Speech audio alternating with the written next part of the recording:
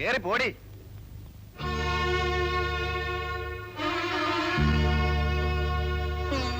അപ്പുകുട്ടനല്ലേ?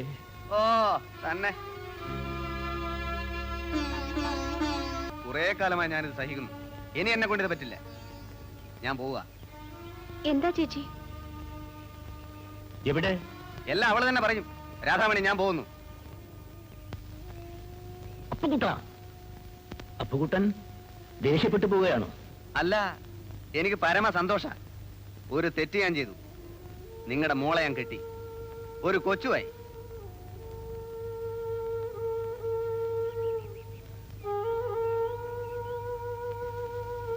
എന്താടി ഇതൊക്കെ? ഇതെല്ലാം എന്റെ വിധിയാണ് അച്ഛ. എടുത്തു ചാടി പോയാൽ ഇങ്ങനെയൊക്കെ തന്നെ ആടി. ഞാൻ അന്നേ പറഞ്ഞല്ലോ അവൻ കൊണ്ടുവരാത്തവനാണെന്ന്. ഓ, വലിയ സ്നേഹമായിരുന്നല്ലോ. സ്നേഹം അനുഭവിച്ചൂടി. പോയി വിളിച്ചോണ്ടു ഉണ്ണി.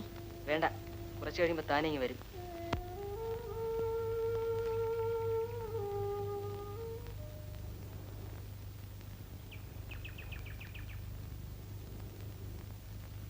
അപ്പോ ദുബായിലെ ഷെയ്ഖ് ഇപ്പൊ പഴയ ആള് തന്നെ അല്ലേ? അയാൾ തന്നെ.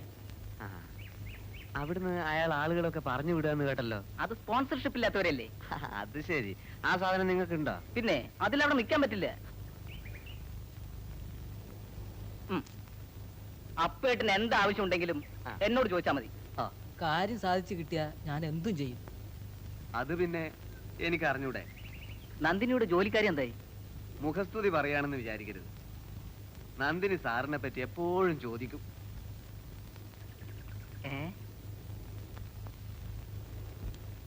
സോപ്പും പൗഡറും ഒക്കെ വാങ്ങിച്ചുകൊണ്ട് ചെല്ലാൻ നന്ദിനി പറഞ്ഞിരുന്നു. ഒരു 20 രൂപയും കൂടി ഉണ്ടാവുമോ? പിന്നെന്താ?